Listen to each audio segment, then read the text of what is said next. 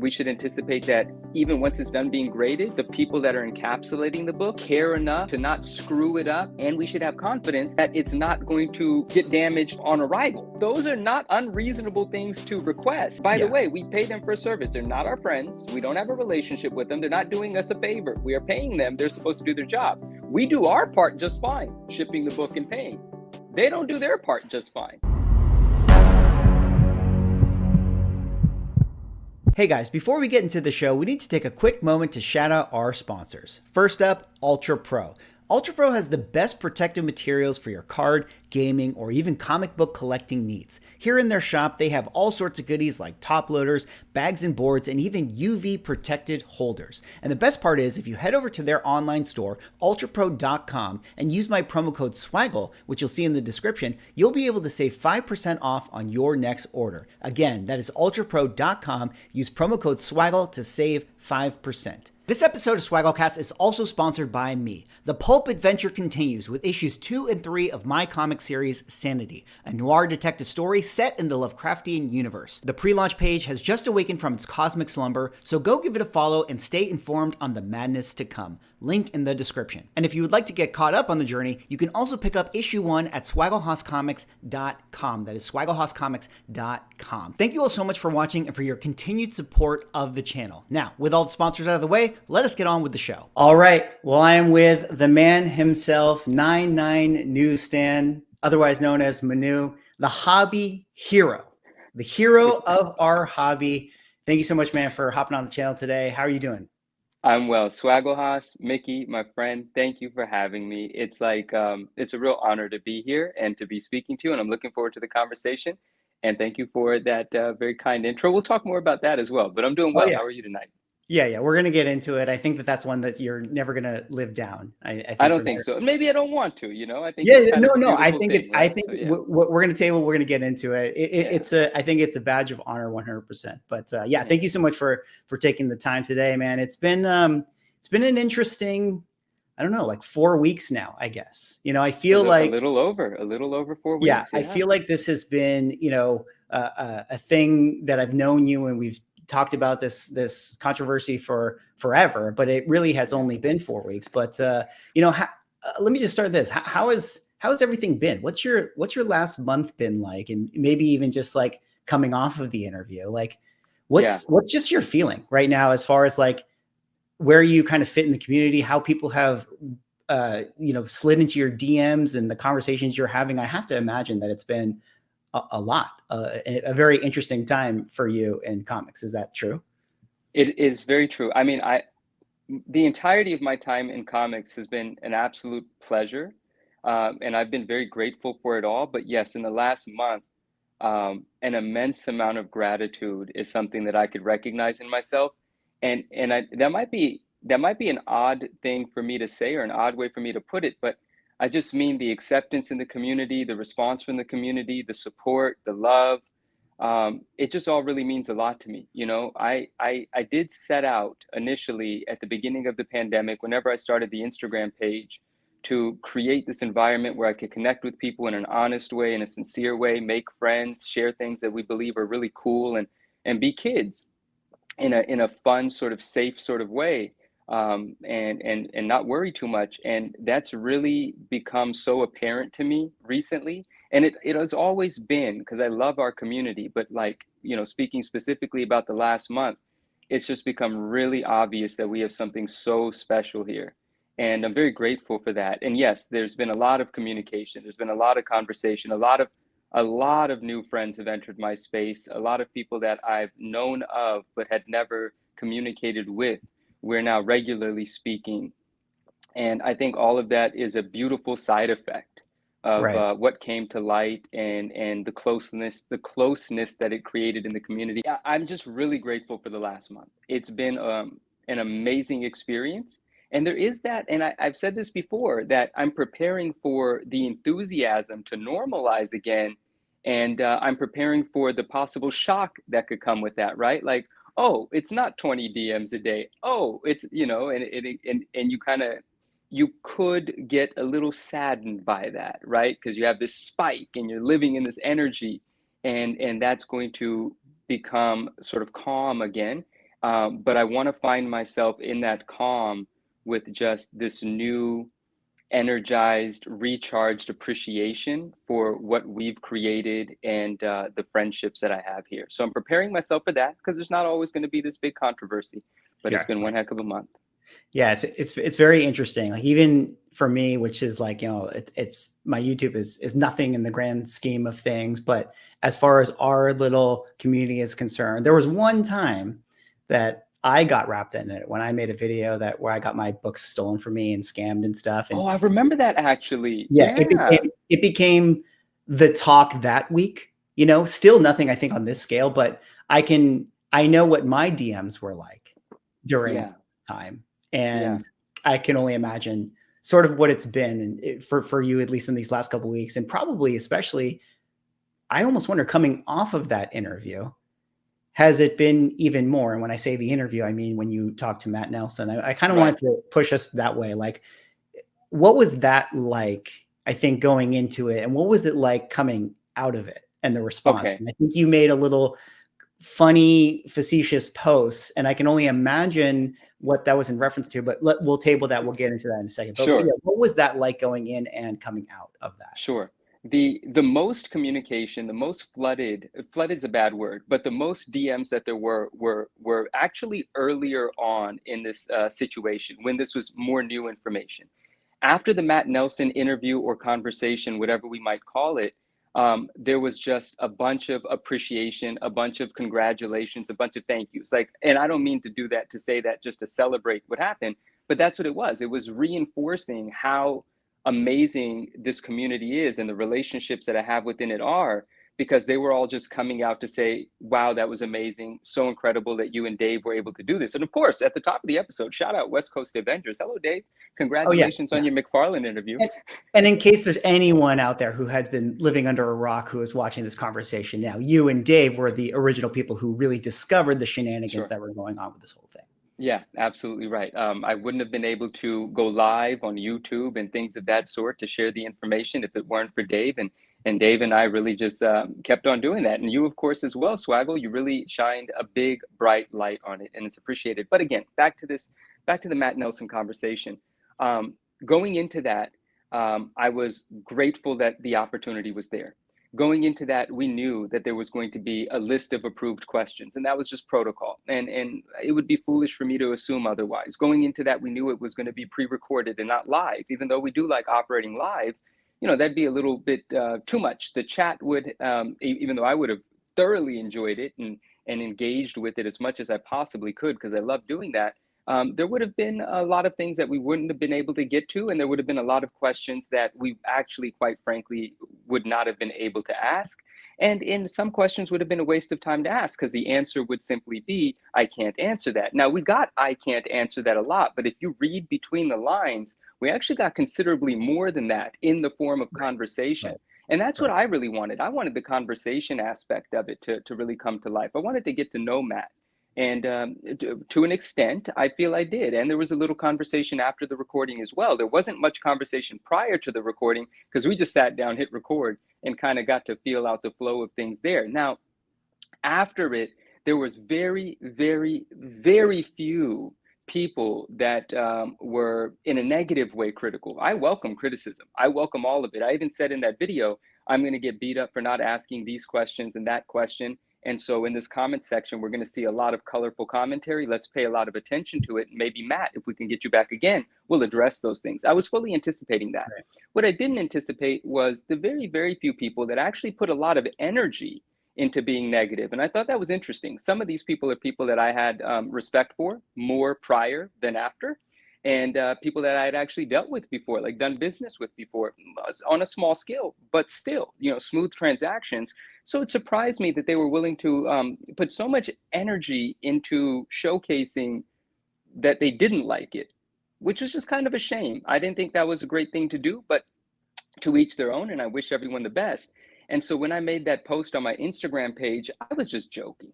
I knew that the energy was high and we're all having a great time. We're celebrating, the community's really together. That's going to be something I say a lot here because it's so important to recognize. And I knew I could have fun with it. I can put this eye-catching, thumbnail, if you will. The actual post in itself acts like a thumbnail, kind of clickbaity to what the caption is. And it said what it said. It said, "I can't believe you guys are tearing me apart. I quit," in a more colorful way, if you will. And then in the caption, it very simply said, "I'm just joking, guys. Like, there's no way I'm going to stop. This is the beginning. This is the most important conversation we've ever had as a community collectively." Well, uh, that depends on things, but you know what I'm saying. And then in that comment section, all of my friends, all of the people that I know are here with me, and we are in this together, they all showed up to support. Hundreds of comments, hundreds and hundreds of likes, and I really just needed that, and it was kind of selfish, I will admit, but I felt so charged up afterwards because those few negative words that certain people say have this ability, so unfortunately, to overshadow the thousands of positive conversations. It's such a shame. And I pride myself in being a person that could be above that, but you don't know if you're above it until you get hit in the face with it, you Yeah, know? And 100%. man, so that post helped me cope. And it also brought some of the negative people to laugh with me and not necessarily be apologetic, but be like, yeah, kind of, in other words, sorry about that. I got riled up is what I got from some of those folks. So it was a beautiful post. The Matt Nelson interview, incredible. Look, even if I knew I was going to get negativity from it, which was very little, overwhelmingly the response is positive. There are a bunch of people that are just viewing this stuff because it's entertaining. They're not going to buy any of the impacted books. They don't really care what happens. It's just entertainment. And you, I, Dave, we're aware of that, right? So there's that aspect of it too, just a fun conversation happening. And in that conversation with Matt, I also got tied up in the fact that I'm just having a conversation with Matt, somebody that I know from the comic book space that I do in a lot of ways look up to, right? He's the head of CGC. There's a lot to be said about that, getting to that position, that post in the comic book world. Just as an individual in the comic space, I'm fascinated by him. So having the opportunity to have a conversation with him, there's no way I would have said no to that, regardless if he was going to answer the questions in the way that I might want him to, regardless if I was going to be able to ask certain questions that we all have. I wasn't going to say no to the interview. I love that happened. I love that it happened with Dave and myself. I love that we had casual parts of it. And I love that little weird, interesting tidbits were dropped in it that now the community is calling a distraction. But we got to talk about that, Mickey. Yeah, Was yeah. it intended to be, or did it become one because we allowed it to be? There's Yeah, well, things. oh, I think people, it's like the Rorschach test of it. It's people will see it however they actually want to see it. Yeah. Um, Yeah. but it is interesting just revisiting exactly what you were saying about the post and what I imagine what some of those small subset of people's reactions to it were, because I get it. Like, and again, like I said, my channel is nothing, but I get a lot of comments and stuff on my videos, and 99.9% of them are positive, and then there will be the one comment, and I can't help it. Like, I'm human, and I'll fixate on the one comment about Yeah. what that person said, and yeah, sometimes it can get to you. But I thought that what you guys did was the right approach. It was the right move. You mentioned like it would have been fun to maybe have it in front of people, but then again, Oh, it like would have been then all of a so sudden fun. Oh, it's performative all of a sudden, right? Because the yeah. comments are going to do stuff, and then you don't have a real conversation, and you probably don't get some of the other little nuanced stuff like from Matt, because I think he's probably not in a space with everybody watching, Yeah. to feel like, hey, I can really be, honest about what I'm saying. But to the point of the interview, Hmm. uh, I think some people felt like, oh, maybe you guys didn't go hard enough, or whatever it is, and Sure. all those things. But what was that process? You mentioned that the questions had to be screened and stuff. Like, I mean, can I ask you this? Like, was it literally Of like, course. hey, we have to send, like, CGC's PR people were like, please send us a list of questions. We're going to review it. And then did they actually scratch off any, or were they actually like, oh, we can't talk about this? Like, Sure. I'm or was happy to that, answer that question. yeah, And there weren't PR people. It was Matt. yeah. There were other people CC'd, and their names weren't brought up in the conversation, so I don't see a reason to bring it up now. But there were other people CC'd, but it was just a conversation with Matt, and Matt said, "Hey, I'm sure you guys understand, but we got to know what you want to ask us, So we definitely want this to be on your platform. We do feel like we should be speaking on your platform." And Mickey, by the way, I got to say thank you to you as well, because you were always such a proponent of that. You said in casually several times that why doesn't Matt just show up on Manu's Instagram page or something and do a live? And when you know it, it kind of went that way. I Yeah. love that it happened on Dave's channel with us together, but kind of that's what happened. Matt recognized that, doing it with Dave and Manu was probably the right idea, Yeah. and let's see how that And goes. full transparency with you, I've met Matt in person, and even before this all unfolded, I've told him, "Hey, I have this Swagglecast series. I'd love to have you on one day." And Yeah. I was like, "Yeah, that would be cool to have him on," and it still would be cool at some point in the future. But it really did feel like if this is where this thing took root, it probably Hmm. needed to at least get put a bow on it on your guys' channel over there, because it's like that's what people need to know. So it was Yeah. great that you guys had it, but yeah. I'm Anyway, so happy it happened that way, and I'm so sorry that I'm so bad at answering the questions quickly. Yeah. it's Oh, fine. Yeah. but I'll get back to it. So Matt said, we're just gonna have to have an idea of what you want to ask. So why don't you shoot us over some of your questions? And we sent over a list of questions, and one or two did get scratched off the list, and it's probably in poor taste to mention what those questions are because that's why they got scratched off the list. So I'll have to leave that out. But I am confident that those questions will get answered later, and I do understand why they. Well, I don't necessarily understand why one of them couldn't get answered, but I'm definitely going to ask it again All because it right. was a good question.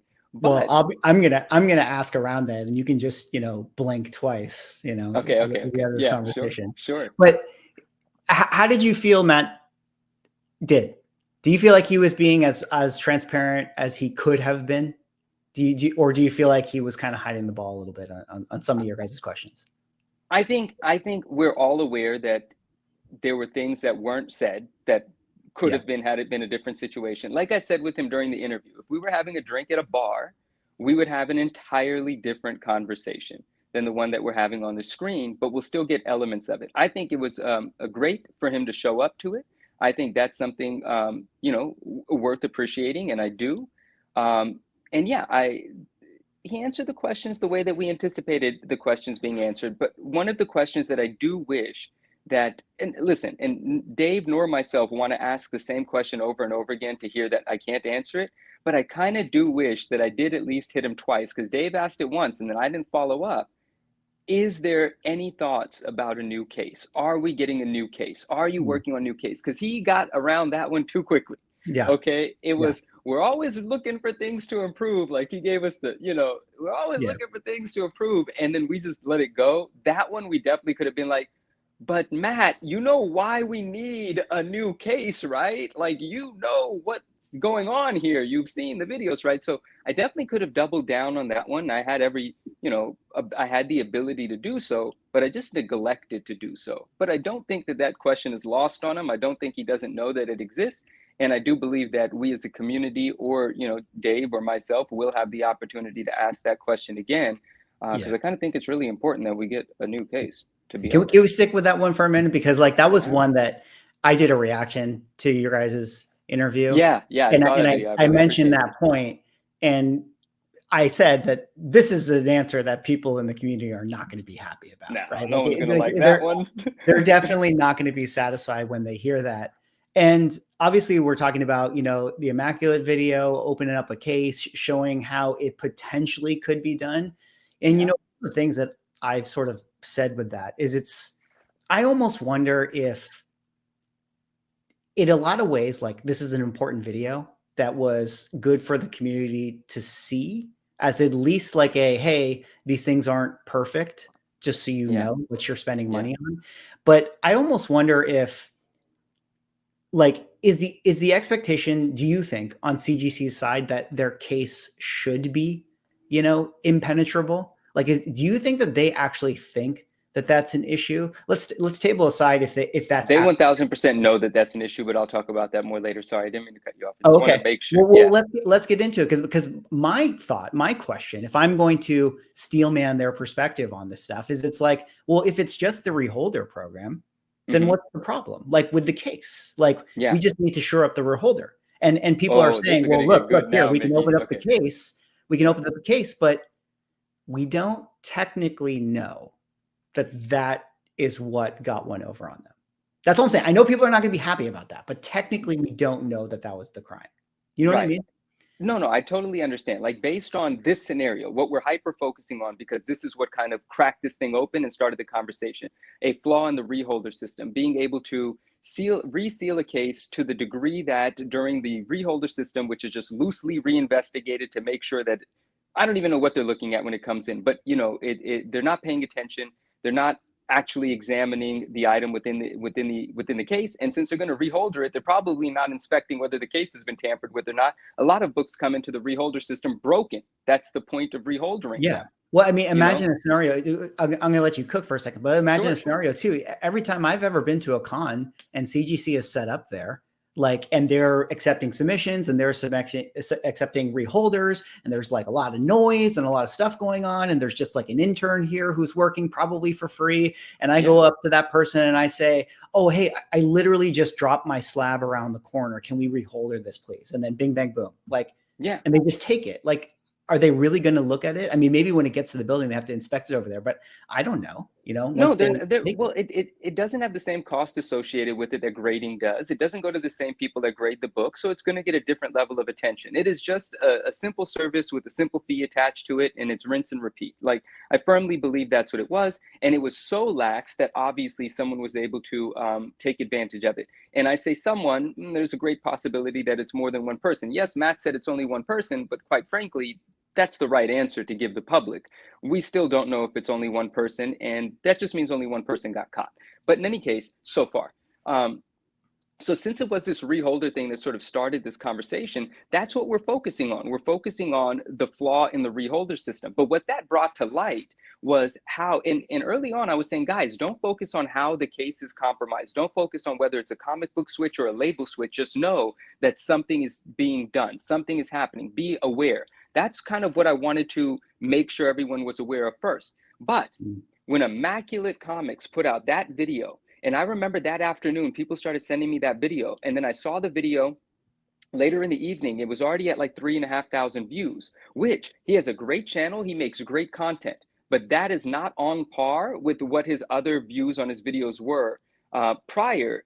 That was viral in a sense for our community and certainly for the content that he creates. And so it wasn't, a lot of people said, Manu, how could you make this video? I didn't make the video. The video was already off and running. I turned a 20-minute video into a 60-second reel and I fed it to my Instagram community and it took off, right? And that opened up this entirely different discussion about, wait a second, are people just doing switcheroos even without going into the reholder process? Like just re-encapsulating a book in their garage in a way that almost is not noticeable and maybe good enough to fool a new collector, a not detail-oriented collector. And unfortunately, there are a lot of not detail-oriented collectors.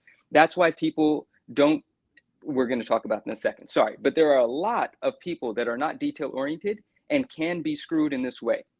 And I'm sure it's happened, and I'm sure it happens. Now, the only reason that we're not talking about that as much as we should right now is because the information that has been given to me that we are putting together, we haven't been able to substantiate. So I just can't run around and start saying this guy did this and this many books over here, so on and so forth.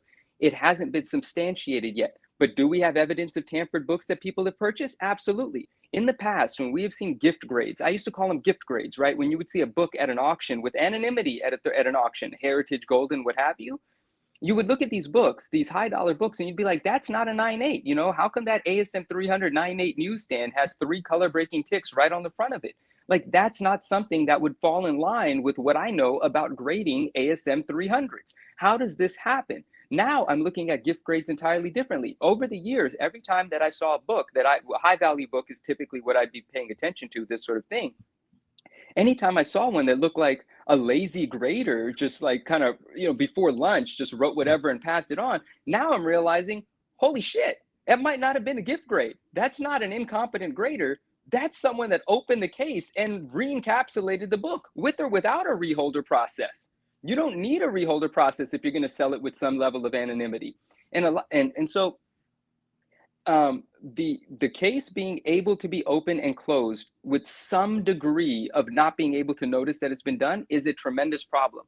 And I have cases here that I've shown that have arrived to me as a book that I've purchased encapsulated, and they're open. They're already open. They were never sealed. They were never, I forget that stupid word of what they use, the machine, who cares? I always forget the word. I'm not a scientist, okay? We'll leave that to Immaculate. He knows what he's doing over there. He's got all the toys in that shop, that workshop. But there are cases that aren't properly sealed even from CGC. And those are obviously are infrequent, but that's a problem. You know, if one of those cases lands in an unethical person's hands, they could do whatever they want with it, so on and so forth. And there's been rumors of like actually fake cases, which again, I can't substantiate. Some wholesale websites have sold things that look like CGC cases. Do they have the CGC sticker on them? I don't know. I don't know where those listings are anymore. And I really, quite frankly, don't know who to ask, because I don't think anyone will readily admit to me that they own some of the fake cases. But the reason we focus on the reholder thing is because that's the actual thing that we can prove. That's what we know has happened. But what that led to is shining a light on the other flaws in the system, which have been taken advantage of, will continue to be taken advantage of if we don't fix it now. And even if you fix the case, even if you get a new case, you're still going to have tens of thousands of books out there that someone can tamper with. That is a problem. I don't know how we deal with it, but we deal with it. We become a more sophisticated audience. We're paying more attention. We're more concerned. All of those are net positives to the future in collecting. They just simply are. Yes, it's going to suck for some people that are going to realize they got screwed, but it's better to realize it than to pass the shit on, you know, or whatever it is, whatever the saying is. The case is absolutely a problem. There are absolutely hundreds of books out there that people have switched. Swag, you and I have all seen the pictures that you and I have we've been reluctant to the point where we haven't mentioned certain establishments' names, but we've seen the pictures.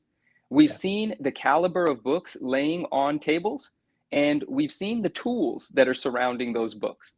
And, you know, people that press books and work on books will illustrate and tell you, they've told me that those tools aren't necessary for what those establishments claim to be doing with their books. There's more to investigate. I don't know that it's my job to investigate it, but I do know that there are really great community members that are doing a lot of digging, and they're coming out with damning evidence.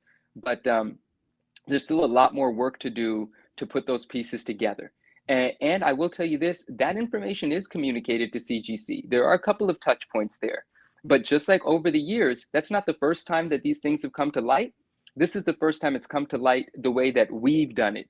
Myself, yourself, Dave, and the community actually gave a shit. This is the first time that we had a bunch of people that were in a position to speak to the community in a way that the community cared to listen and cared to get behind. These issues have been noticed before, and they have been brought privately to CGC's attention before, and they get addressed possibly just one-on-one. But one thing that certainly happens is they do not get discussed openly, publicly, because the companies do not want that to happen. Dealers don't want that to happen.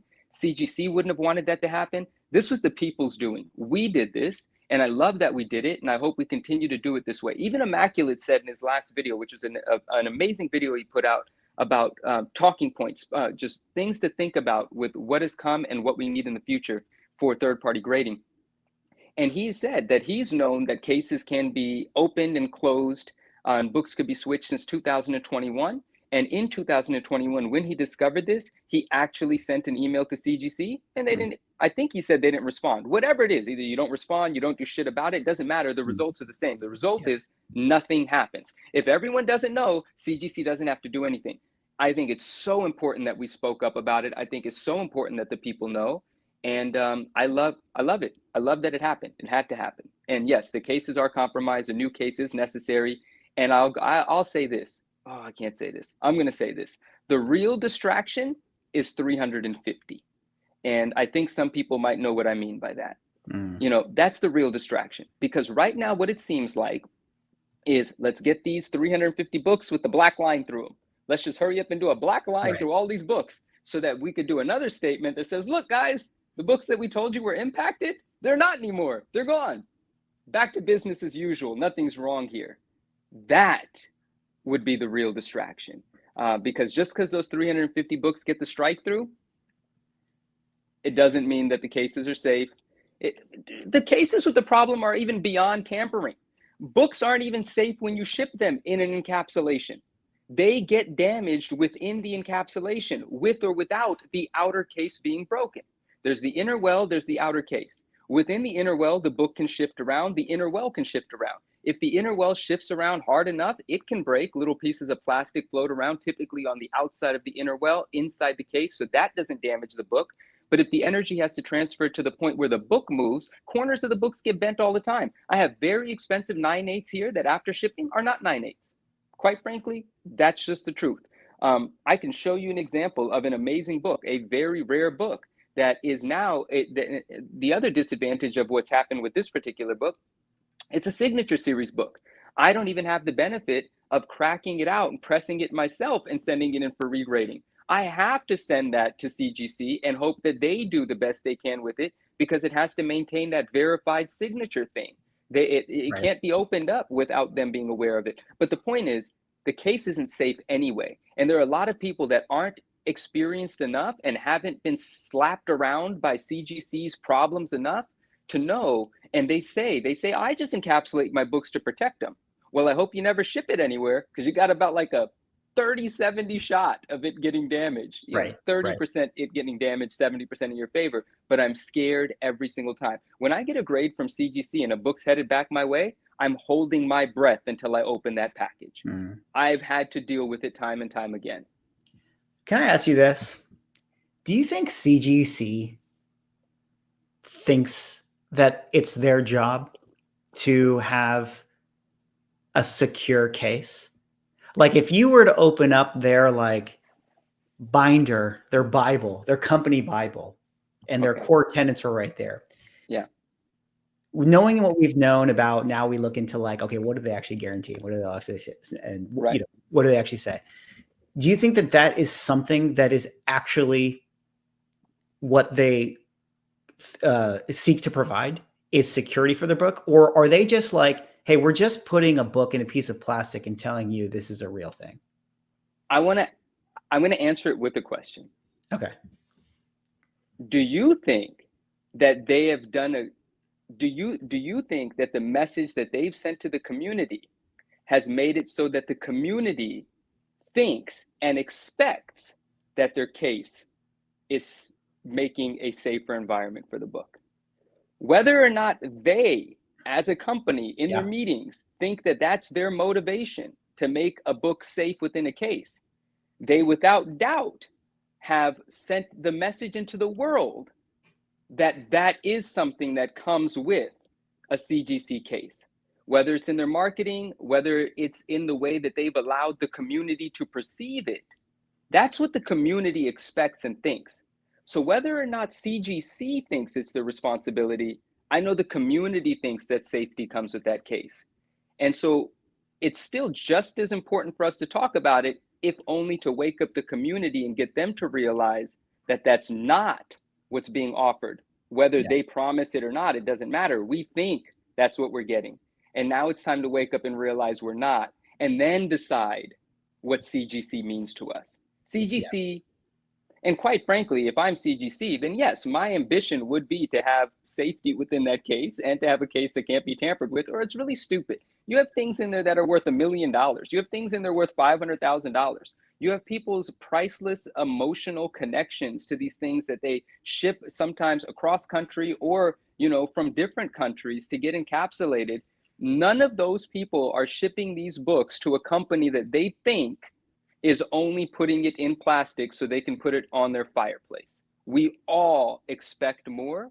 And if that's not what the company is designed to deliver, well, it's important that we don't talk about them as if they do deliver that. Right. I think that that is very well said. And I think that if that is something that they agree that that's what they stand for, even if it isn't written down, then I think my attitude would be like, then 1000% you need to change your case. If you are a company that is like, well, no, we never said that, even though they wear it on their sleeve, every single record sale and heritage auction this, and it was a CGC Action one and all this stuff. And so they obviously put a great sense of pride in, values of secondary markets and what that represents as far as like, we are the trusted, secure place to put your very expensive thing in. So so I think that that's a really, really good distinction of whether or not that's actually in their, modus of operandi it Yeah. doesn't matter because they wear that on their sleeve. I would just be interested to see if going just quickly, just touching back on the case thing, if it is in fact something that we're going to hear whatever that update is soon, because Yeah.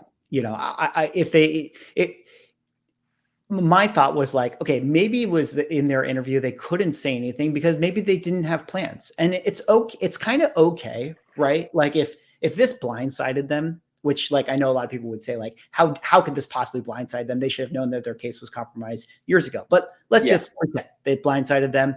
Yeah, maybe it's going to take them 6 months to like get new case figured out stuff, and so they couldn't say anything from that. But I am just really curious if we are going to get that news.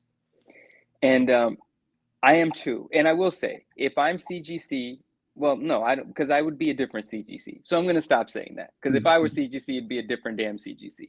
But from CGC's perspective, right, from their shoes, I could imagine that they want to avoid a new case, if at all possible.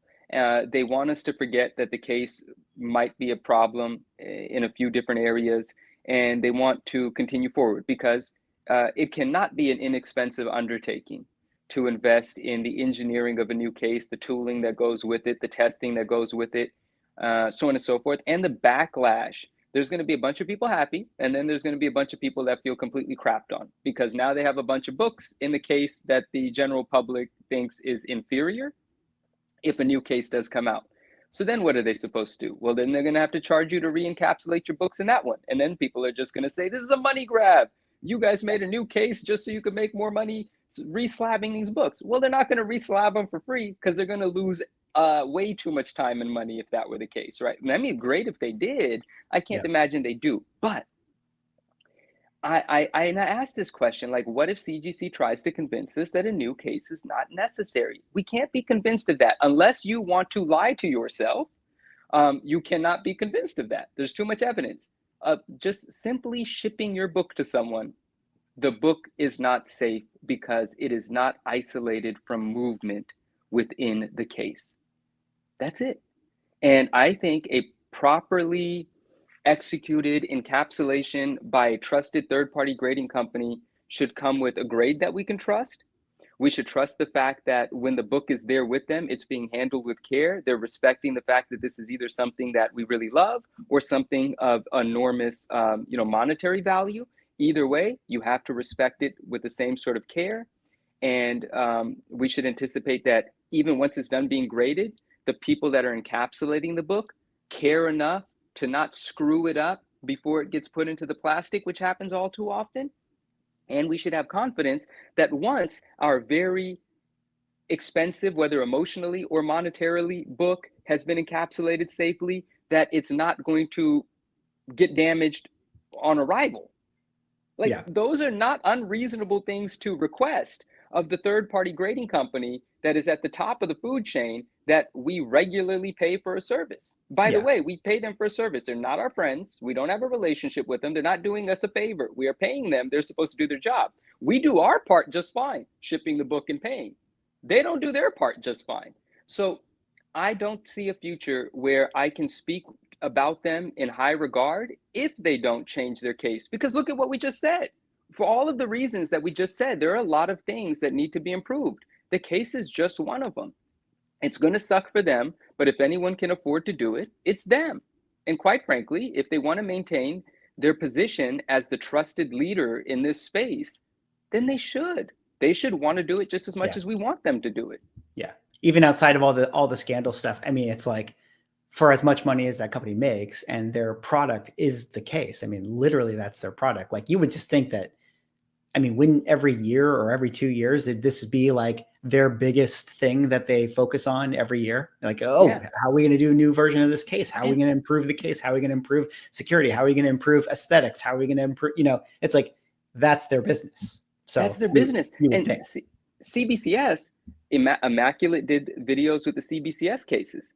And it's nearly impossible, if not impossible, to open those without leaving really, really troubling marks of it being tampered with. Like, you can't pull this same thing with the CBCS case And I think the only important thing the only one of the important reasons to say that is just to say a better case can exist. It does exist. It Yeah. just happens to be with CBCS, and they Well, haven't done a good job of the rest of the business. yeah, yeah. Well, let's jump to them for a second because I'm Sure. curious. Like, I want to ask about you too, and Mm-hmm. what because get a little bit of your backstory because you do sell comic books and you do Mm-hmm. deal in that sort of thing. But Mm-hmm. maybe we can jump quickly to CBCS here Please. because is this truly a time and an opportunity for CBCS to gain market share? As someone who deals comic books, I mean, look, it is what it is. Like they don't command the same value. So at the end of the day, the Mm-hmm. only thing that really matters is if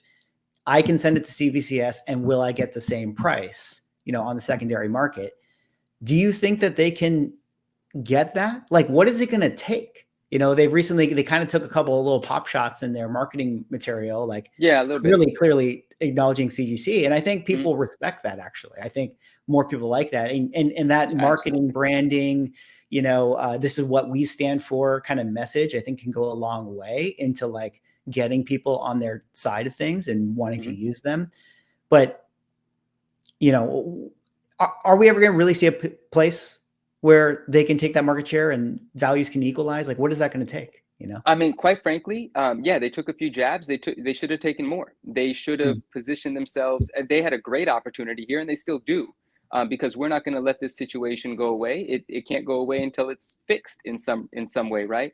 And CBCS had a great opportunity here to win over some new customers, and I'm sure just by accident they did.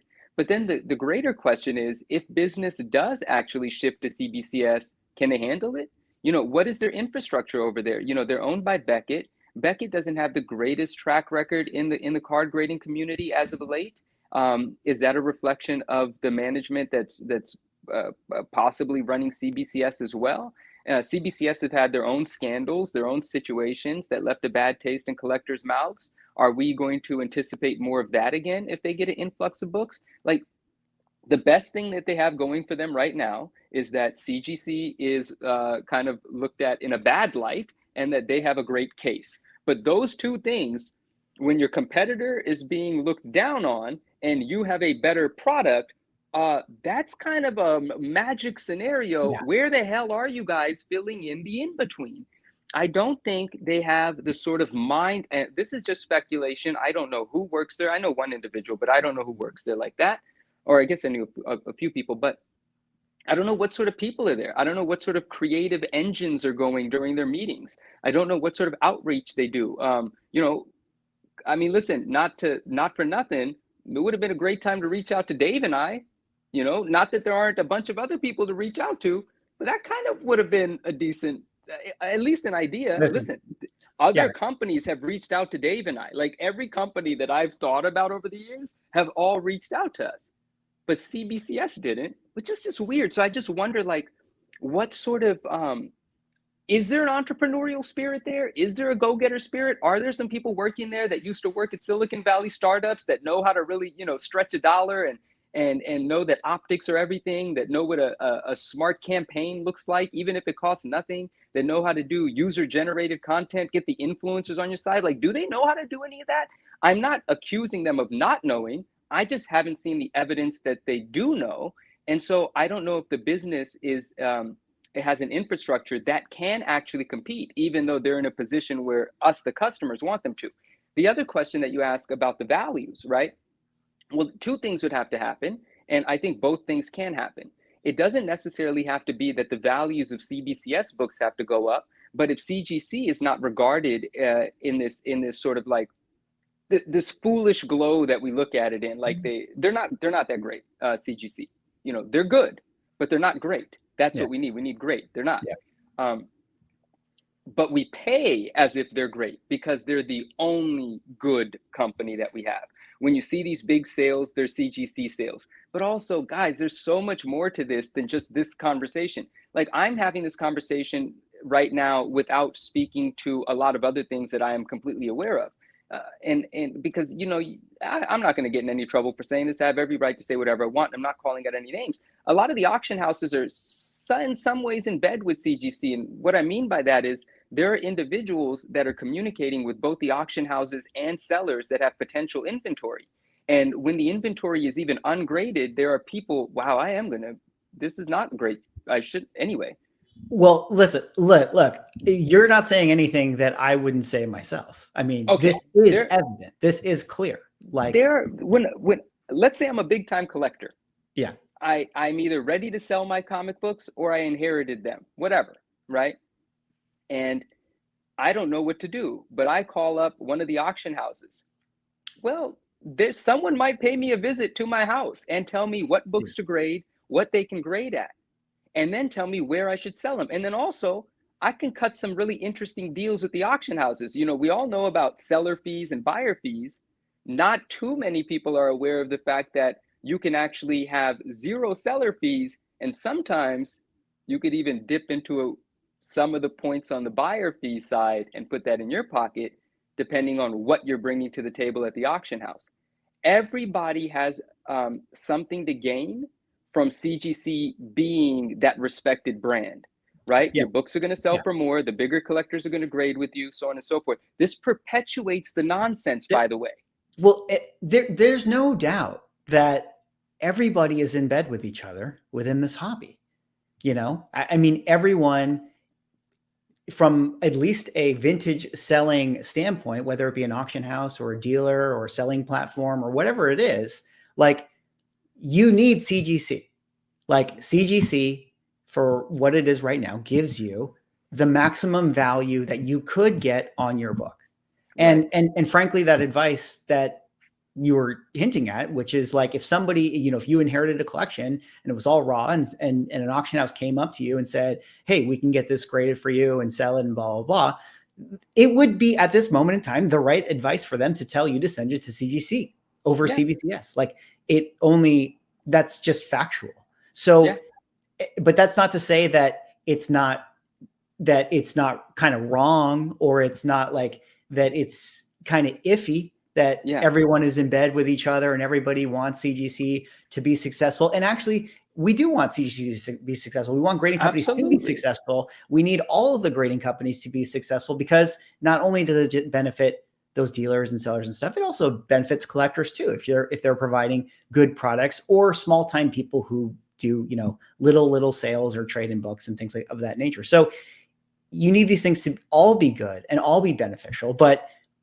I guess I get a little bit fired up too, because I mean, we can jump over to different parts of the conversation, but, you know, I mean, I was going to talk to you about, you know, some of the stuff where we have like so many people in this hobby that I think are so reliant on CGC that maybe they feel the need to not talk badly about the situation to call them out. And, you know, and I understand if you are a dealer and this is what you do and this is how you make money, I mean, of course you don't want to bite the hand that feeds, but it feels like you can do both. Like, you can walk and chew bubblegum at the same time, right? Like, you can still criticize this company or point out some of the pain points, but like, still also like be a fan of them, you know, and want them to succeed and love the hobby and sell comic books and things like that.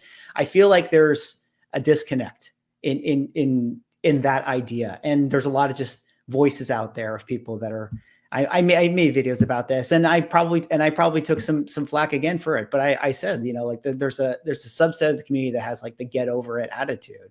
And I don't put that out. Yeah. I don't understand it. Like, and it's like, yes, there is an element of like the never slabbers who like are using this as a moment that is like, this is finally the time that we can take these companies down, you know, and they want that. And it's like, relax, let's not go to that level. But I do think that there's a big section of the community as well that are just like, you know, they have the get over it attitude. And I don't understand it, because like, if you don't continue to, you know, put a voice to it and put concerns out there, then there's no incentive for any of these companies to change or to do anything about it, you know, because they're in the monopoly. And so, yeah. And there's other little things too, even going back to earlier in our conversation about the lists, getting things crossed off and some of that stuff, because like, I mean, look, man, I can't. Watch when every one of those books is crossed off. It's going to be like, we did it, guys. No, Yeah, it's going to be you a didn't huge do it yet. celebration. And the thing about it, and I'm not going to go into specifics and details, and I can't say all this stuff on camera and whatever. But at the same time, like there are messages of things of like how some certain things have been crossed off, and it's questionable. Like Yeah. it doesn't make sense. One, we don't know how did the list even come about. We don't know. And then two, why are things getting crossed off? Just sort of because they're getting crossed off. I don't know. There's so many things. But why are things getting crossed off that haven't even been seen physically in you haven't been in the presence of the book, but you've been able to verify something. I didn't say it. That's on you. You're gonna get the flack. Damn it. But yeah. Also, to just really quickly, in the end of that video, when Matt ended up saying that any book that comes in, they're just going to keep as evidence and not even open it up, and I kind of held on to that, and a lot of people caught that, which makes me happy. They're like, Manu, we saw your eyes light up when he said that. I'm glad you asked. And the question I said was, well, how do you know what book's been tampered with if you don't open it? What's missing what? And then he gave whatever answer in the moment he was able to do. I caught him off guard a little bit, but that's when I realized, oh, they just don't. It doesn't matter if it's on the list, that you're going to get paid for it. That's obviously a negotiation that you have to have with them. And we have friends that are currently going through that at the moment. So I'll be reporting on that as I know more about payouts and so on.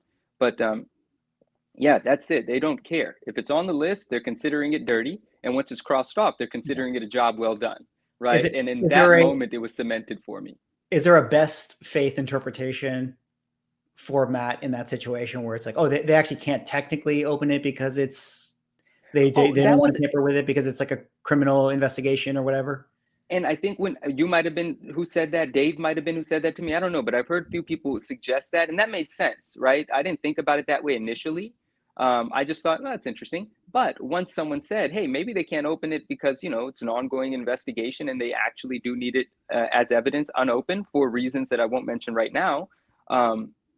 And I thought, oh, yeah, that could be it. But I kind of just think the list of 350, getting it all crossed off in the quickest fashion is just a milestone that they're eagerly looking to get to so that they can make that announcement. Yes, there could be evidence for the right reasons, but I also think the other part of it is true as well. Yeah. What do you make of the whole dealers? I pinpoint it to be dealers because I'm sorry, it always is dealers. Oh, I've spoken to some of them. It is dealers. I've spoken to some of the people that are silent, and I say, hey, man, you should be on my side right now. But I'm sorry, not my side, on the side of everybody that wants what's best for the community. Yeah. And I get why, you're in a position where you don't feel like speaking about this. I get why you don't want to potentially devalue your inventory. And some of them did decide to say things after I had those sorts of conversations with them. But aside from those people, aside from the good people that are just like, man, I've got millions of dollars worth of these CGC books and people are asking me questions about it. And I tell them, look, if you're a good seller, you know how to inspect to make sure that your books aren't tampered with. And if you do end up accidentally selling something to someone that wasn't what it was represented to be by the label, you're going to take care of them because you're a good seller and a good person. And that's your reputation is going to be why you will have a business years after any grading company comes and goes. So as a good person, you're going to do just fine. But truth is, there are dealers right now that aren't saying anything because their inventory is tainted. They actually have tampered with books in it. They've transacted them for a very long time. And if this wouldn't have come to light, they would have continued to. They know the people that were involved in the tampering. Those people are out there. And indirectly, some have had words with me, but they're all watching everything. Even though my story views have shot through the roof, I still give it a couple of scrolls to see who's been in there. And it's very telling who's in there, but never in my comments, never liking any of the posts, and never echoing the same sentiments of the people that are on the right side of this thing. And so it, without being able to substantiate or anything, it just becomes very obvious to me that we have bad seeds out there that are just trying to stay quiet until this thing blows over. And it is what it is. Like, what are we, fools? We know other people involved, just not everyone left a paper trail like this guy did. Where are you at with things now? I mean, you have to confront these things yourself? I mean, I don't know if you have certain repeat customers and buyers and stuff. How do you, I do. what are their feelings on these things? You Okay. know, So where do you stand? this is like, I love this conversation. And so I'm going to try to bring you into my world in a way that we're only just getting acquainted in the last 30 days, you Yeah. and I. Yeah. So I do want you to know that I'm a bit different than your average seller. I'm not a high volume seller. I'm not a high volume grader. I deal in one-on-one relationships, private relationships. I place expensive things with people that don't have the time to buy them, like out looking for them, hunting them, grading them, so on and so forth. So a great deal of what I do are repeat business. It's people that I have years and years of selling to, an established relationship there, and I know the sort of things they love, and I've curated an environment for myself where I feel like, you know, we create our own reality, and I only deal in things that I love. I only sell things that people can't believe I'm willing to sell. You know, the things that are in my PC are also for sale. You know, there's a make me sell it price, but everything has a make me sell it price.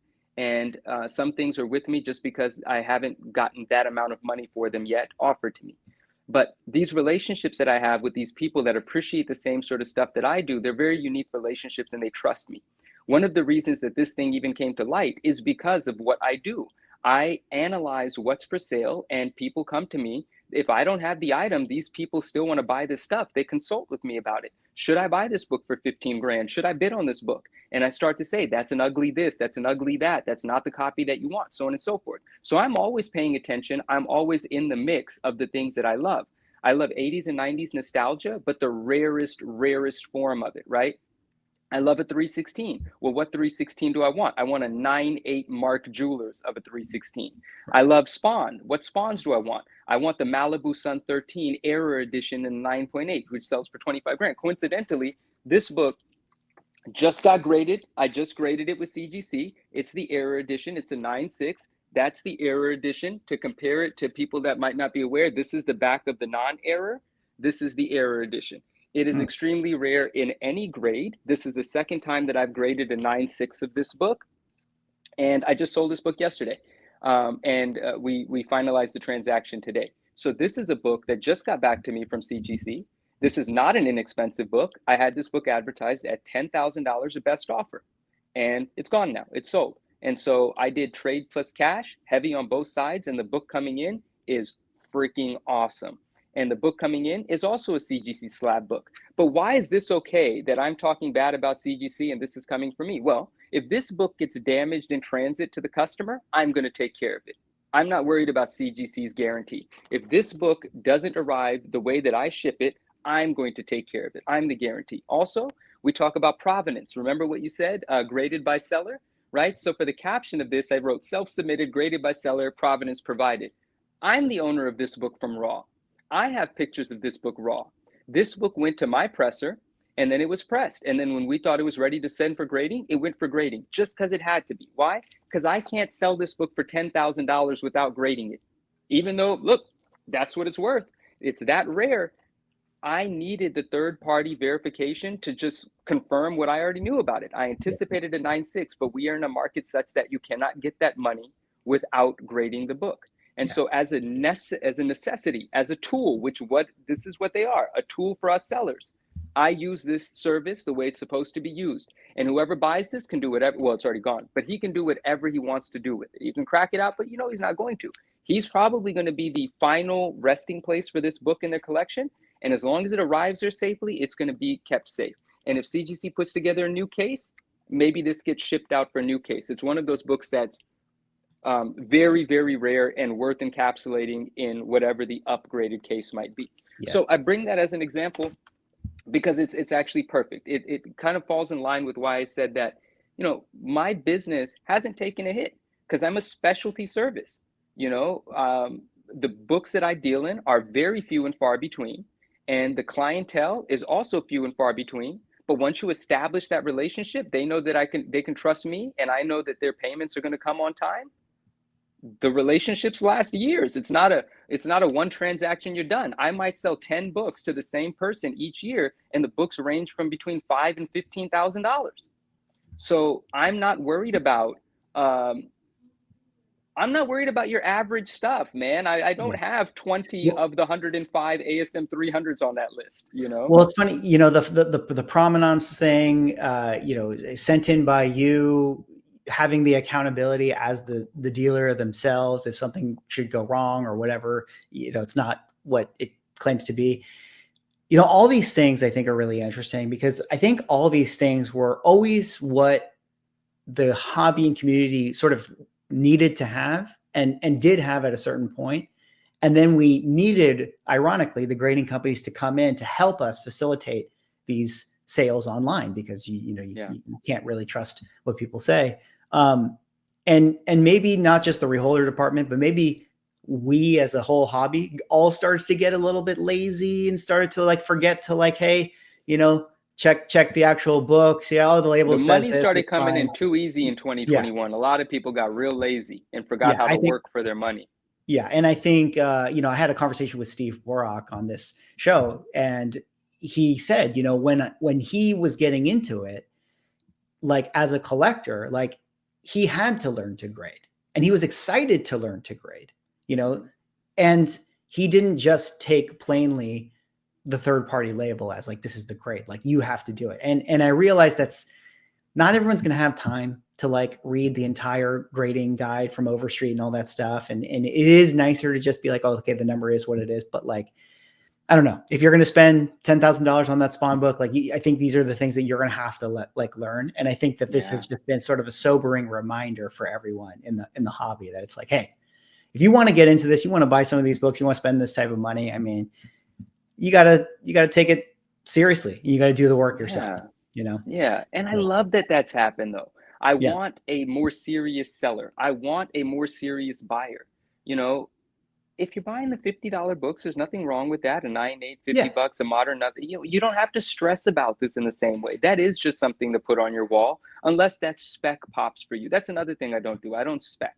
I don't buy books on spec. I don't sell books on spec. The books I want and sell are evergreen, meaning they're rare because they're absolutely rare. And they took them 30 years to be they become more and more rare every year, and now they're 30 or 40 years into being hard to find.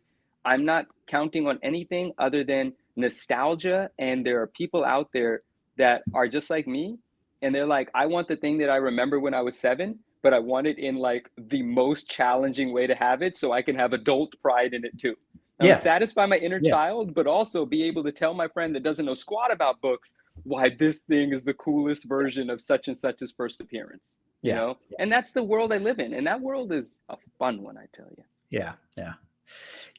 You started the conversation where you started talking about that the one post and people the very small subset of people coming after Sure. you and all this stuff. And of course, I'm reminded by the Dark Knight. You either die a hero or live long enough to see yourself become a villain. And I'm curious to ask you about a little bit of the influencer world that we live in, now. And now I Mhm. think, hey, 9.9 Newsstand Instagram. This is a big Instagram. I got to go here. I got to see what this guy has to say. I want to watch his reels and things like that. There's been a lot of conversation, in our community recently about a certain comic book YouTuber, otherwise known as Comic Tom. And he had a Yeah. comic book that recently came out on, and Hi, Tom. Key Collector highlighted it as being the key comic of the week. Even outside of our collecting niche, there's interesting conversations going on about influencers in comics. There's a lot of people that just are making comic books, that are influencers Right. first. Maybe Right. some people think that about me, that I have a comic book, I have a Kickstarter. I'm You curious if you do just, have a comic book, Mickey. Oh, gosh. oh my God. Yeah. I'm curious if you have any just sort of thoughts on this idea. Maybe not even specifically about the Tom situation, but influencers' roles in our hobby and the hate that they get, or not hate, or like sometimes the potential hate they can get, or what people feel about them. I'm just curious if you have sort of certain thoughts on this.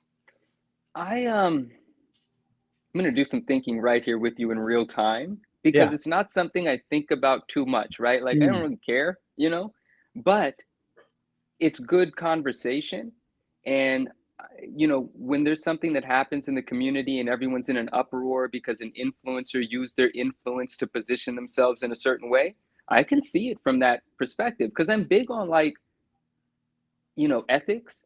Um, but that world doesn't really overlap with mine too often because I don't deal in too much modern stuff and I don't really care. But people do have a responsibility to influence, to be, how they say be a good influence? Well, be a good influencer, right? Mm, Like have a mm, good influence. And there are certainly people out there that are peddling things that aren't necessarily, that wouldn't necessarily sell themselves if they weren't being peddled. Um, and I know what salesmanship is about, and I respect it and appreciate it. But I think there's also a level of the collecting community that wants to be told what to buy so badly that doesn't really, because they're scared. They're like, is this the right thing to buy? I don't know how to be a comic book investor. I need someone that looks successful, that has history to tell me what to buy. And there are certain influencers that know that, and the result is they're kind of preying on that. mm. They know that there are community members that are just waiting to be told what to do, and they're taking advantage of it. Now, I decided long ago that when I find friends that are waiting for me to tell them what to do, I'm going to be the guy to tell them not to do it. Like, Right, that's my role. right. Integrity on top of everything. Integrity and a good reputation will pay your bills. I'm a believer of that. The rest of this shit is a grind. And so, you know, there are people that are sellers that have now established themselves in the comic book space to have a level of influence on the community, and I respect what some of them do. I like the way that they approach it. I like that they talk about their exclusives when they get them, which, by the way, like, is really weird to me. Like, it's you haven't been here 30 or 40 years. You haven't created a bunch of stuff in the comic book space. You sell them, but you got your own exclusive, which I don't spend too much time thinking about and I don't criticize too often, but it is kind of weird to me. It's like, well, how the heck do you get your own exclusive? And what does that even mean?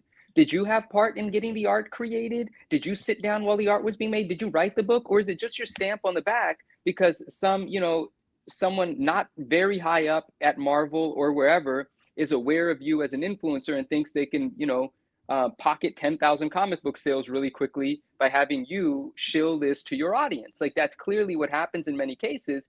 And I try to put myself in the shoes of that YouTuber or that influencer and think, would I do that? Well, my ego would certainly be stroked if someone approached me with the idea of it. But would I do it if I couldn't do it in a way that I could stand behind or felt really great about? Or if I would have to give that some thought if I were ever given that proposition. But, well, really long-winded answer. But my thoughts on it are that, yes, there are some influencers that are abusing their influence, certainly. And there are infrastructure, there are platforms like Whatnot that actually encourage this sort of thing, and they actually promote it and sponsor it and perpetuate it. But I don't think it should be lost on the fact that if I feel so strongly about it, then what I need to do is educate the people that listen to me, quite Mm. frankly, and preach this idea, not preach, but preach this idea of accountability as a buyer. Stop buying something just because someone told you to. If it's really a problem for you, if you really got upset because you bought a $20 book and now it's $5 on eBay, well, then maybe just stop buying the damn books. There's a lot of really good looking books out there. You don't need them all. Yeah. But I also recognize the fact that I'm adjusted a little differently as an individual. The same ideas that allow me to hunt something that I want really badly, that I love, whether or I have it physically or not. And that's what motivates me to go for it, that I actually do love and desire this thing. When I get it, most people would put it away and never sell it because there's a great possibility they won't be able to get it again. I sell it, and so the same way that I'm able to release something and not feel the fear of missing out in that sense is the same way that I'm able to not buy something just because I like the look of it. But I'm adjusted differently as an individual. And I do actually really appreciate the fact that I do have a community of people that confide in me and ask me these things, because I take a great deal of pride in letting someone know, hey man, trust me, a year from now, you're not going to care that you didn't buy that book. It ain't going to matter. It's going to be one of 75 variants in a short box that you're not going to even visit once a year. Yeah. And if you think you're investing in those books, you're going to learn a tough lesson, because when it comes time to sell 75 books, it's not just like dumping a bunch of Tesla stock. That's Yeah. not how it goes. You're going to actually have to Yeah. do it. Time is money, effort is money. You're probably operating at a loss when it's all said and done if you actually factor in time and effort, which you should. I know I sound like a jerk. I apologize, but Not what at are you going all. to do, man? I want the people to be smarter about their buying practices. Then Yeah. influencers won't have anything to influence if they're not doing the right thing. It just is what it is. There's a lot of people that are susceptible to manipulation, and there's a lot of opportunistic people that are manipulating the situation. What are you going to do, man? Yeah. Yeah. Yeah. I think you just have to be choosy with what you consume, who you watch, and who you take advice from. And my thing is just like, 100%. again, I'm wired a little bit different in this as well, but I don't form a relationship with the people I watch or the influencers that I consume. Like, take comic books aside. Let's say I watch an influencer who's like a fitness influencer, and this fitness influencer is selling me this protein powder that's going to make my arms bigger. Like, I don't worry about what they're selling so long as I feel like I'm getting the value out of it. You know what I Yeah. mean? So if Yeah. I feel like I'm getting value out of this person and then they're shilling me a product, it's like, okay, it's fine. This is a transactional relationship as well. But if I don't feel like I'm getting value off of this person, then frankly, I just don't watch them. So that's kind of my relationship with it. But Yeah, I do get really annoyed when an unintelligent voice has a bunch of ears being guided by them. oh Like yeah, it's so freaking frustrating. Like, literally, that was wrong, that was wrong, that was not right, that was inaccurate, that was my sale. You reported on it incorrectly, yeah, and there's thousands of people watching, and it's like, well, how am I going to unravel this mess that this guy just created because he made a 15-minute video and has an audience that he compiled over COVID? Wow. Like, it's that stuff gets frustrating I sometimes. don't know. If I misreport your sales, just message me and No, I'll Mickey, you're I'll, one of I'll the good redo the guys, my video. I'll friend. redo. Swaggle. Okay, I get it, Manu. I get it. You're talking about me. Sorry. I get it. Sorry. All I right. know how to. Hey, there was one time, since we're just off the cuff, there was one time. I'm going to tell you, it wasn't my book, but Okay. boy, did I punch at the air. Is that what they call it? Punching at the Yeah. air. You made a video about the Wizard 9.9 Newsstand that Oh sold yeah, I for did. 18.3 on Yeah. Comic Link. Yeah. Now, listen, all your points were valid, okay? But I'm so in the weeds with that book and that community. I brought a couple examples out. I didn't know if we were going to do a show and tell, so I brought some of my favorite stuff, but I won't take it out. But that book was the first time a 9.8 newsstand had ever been graded. This is before the census of Wizard Ones blew up. Shortly thereafter, the census blew up for the SDCC and for the direct and newsstand, which those two, direct and newsstand, are combined in the same census and not broken apart. And there's a very specific reason why so many were added. A lot of them are file copies. More on that later. The non-file copies are worth more than file copies. More on that if you ever want it. Just DM me. I'll give you the download. But there were seven 9.8s on the census at the moment, 7 or 8 at this time. And that's between direct and newsstand because they're the same census. And I'll leave the seller of the book out. The seller contacted me and said, hey, are there any 9.8 newsstands of this book? And I said, of these, I think there were 8 copies. I said, of the 8 copies, I have personally seen 7 of them. And I'm willing to bet that 8th copy that I have not seen is not a 9.8 newsstand. If it were, I've been fishing for it. I've put bounties out there for it. That's a book that I'm after. I haven't been able to grade one. And they then took their finest copy. They're a very, very well-to-do establishment that can find the finest copy of anything in their inventory. Took their finest copy, immediately sent it for grading, achieved the 9.8, then immediately sent it to Comic Link.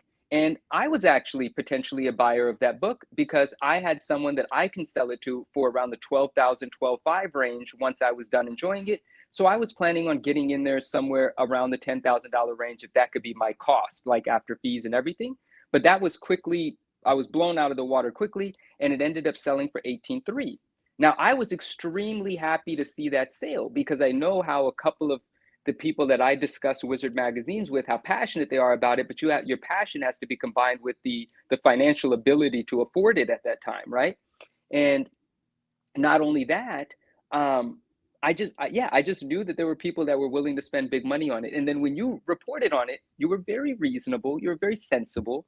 You said all of the right things. You don't know how many more of these there are going to be, and sure as shit, there are 5 or 6 more, but they're file copies, and there's a reason for that.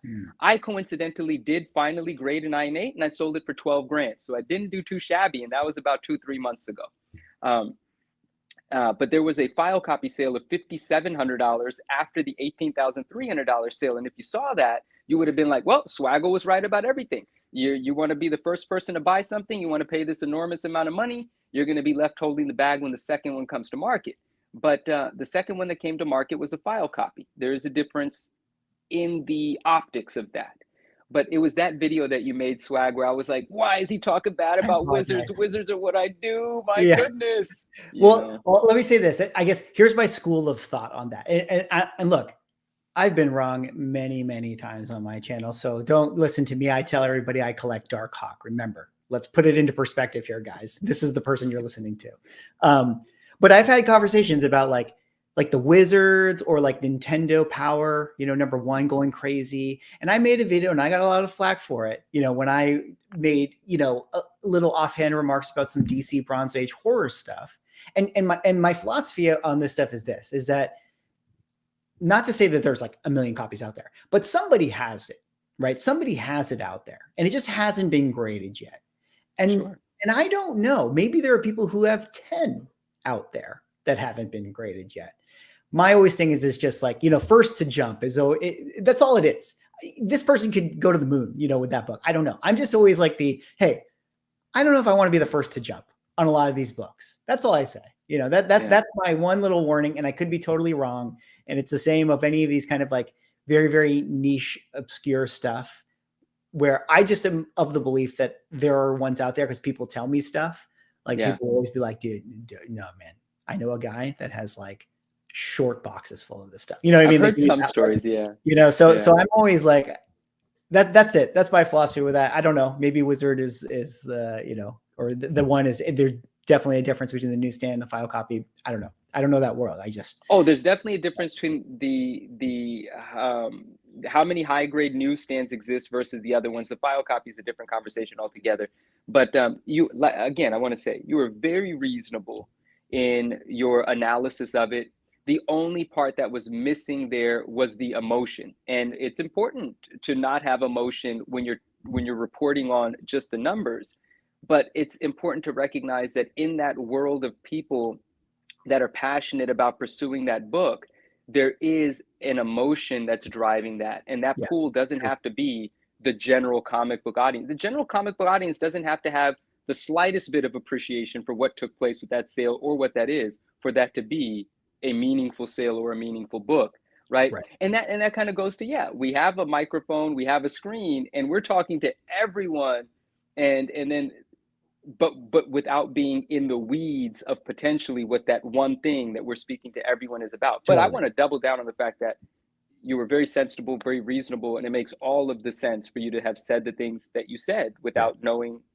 Well, it doesn't matter. It was well, very reasonable video. I mean, we don't need to get into this and stuff. In fact, everyone's going to turn off the video as I get into like YouTube philosophy video conversation stuff. But I do just try to do my best into just talk about, report things as they are and minimize my opinion as much as possible. You do a great job. Unless later on I can say, in the end of the video, be like, okay, well, here's my opinion.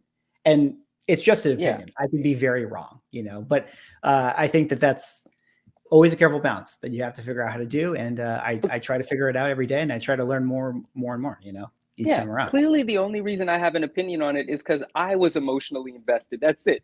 You did a great job. And I was like, not my wizard. That's all that happened there. It was like, buy Wizard one, guys. If there's anything to take away from this conversation here today, is to go buy the very first Wizard one you see on eBay. No, I'm just kidding. From call me if you want one. From 9.9 Newsstand. Well, I will guide you right. Trust me. Or please try. Well, I've taken up a lot of your time. And we're done? I want to wrap it up soon. But okay. I would be remiss if I didn't at least bring up the one last little nugget that came out of one other important nugget that came out of the conversation that you had with Matt Nelson, which was the 9.9 like pre-screen thing that everybody lost their minds on. And you kind of addressed it earlier when we were talking about like that Rorschach test of like, did he say it as a distraction, or was it a slip up, or what do people actually think? Do you have any just other thoughts that you want to add to that? That thing that came out, like what was, I certainly have mine, and I've said it here on the channel. So I feel Yeah. like maybe people might be more interested to hear what you had to say. But what was your thought when he kind of said that? And I love what you've said about it, by the way.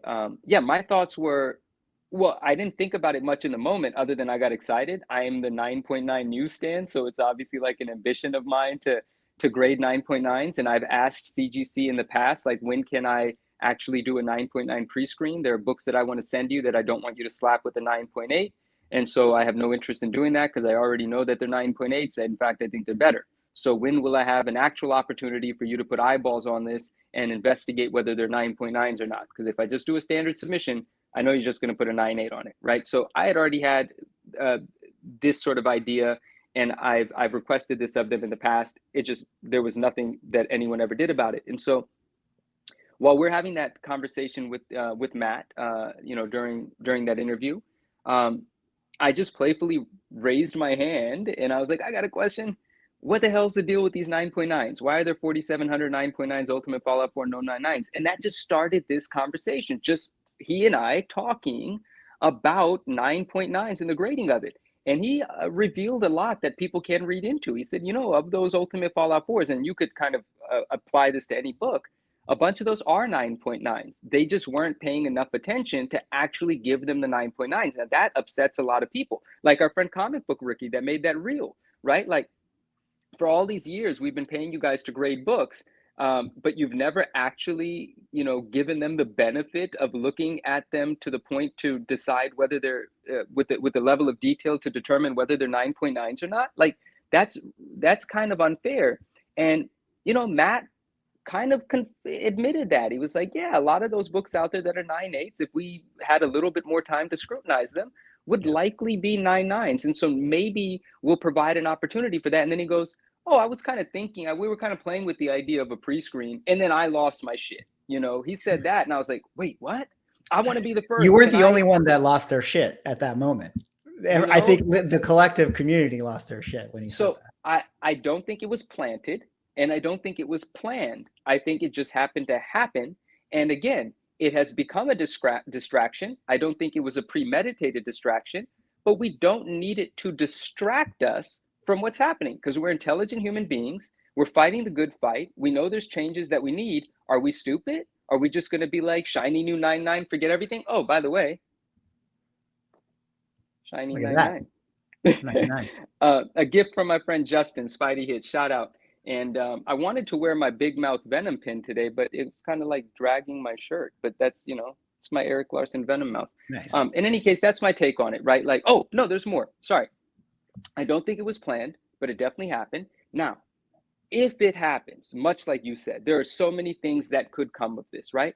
But it depends on how it happens. I talked to Matt after the recording. They're not aware of the mechanism of the 9.9 pre-screen. They don't know if they're going to allow only pre-graded books, like you could only submit 9.6s and 9.8s, things that are already encapsulated, that are already of a high enough grade that deserve a little extra scrutiny, right? Or if they're actually going to open it up to people, for people to send raw books.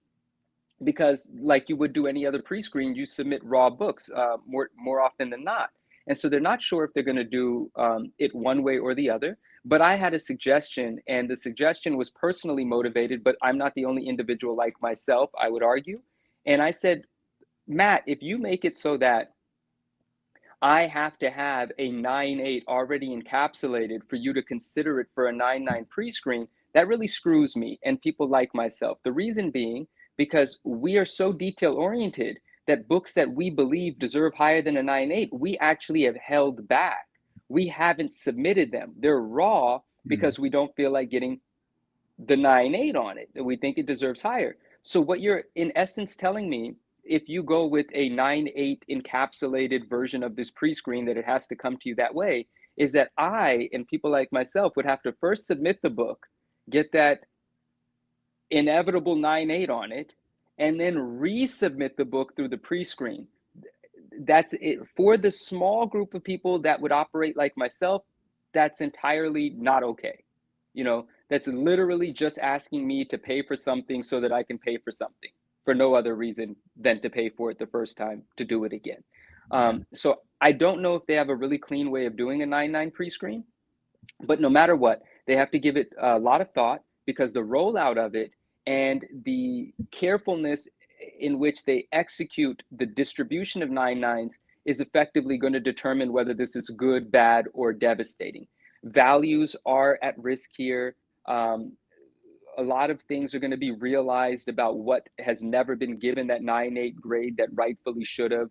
And they got to be careful here. This can't be willy-nilly. This can't just be a new shiny thing. And if it is done that way, it's going to be more negative than good.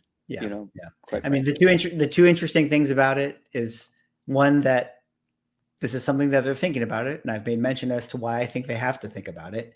And then number two is that I think that effectively, like, it's an admission by Matt that there are 9.9s out there, and for whatever reason, they just hadn't been giving them. And I think that is what people.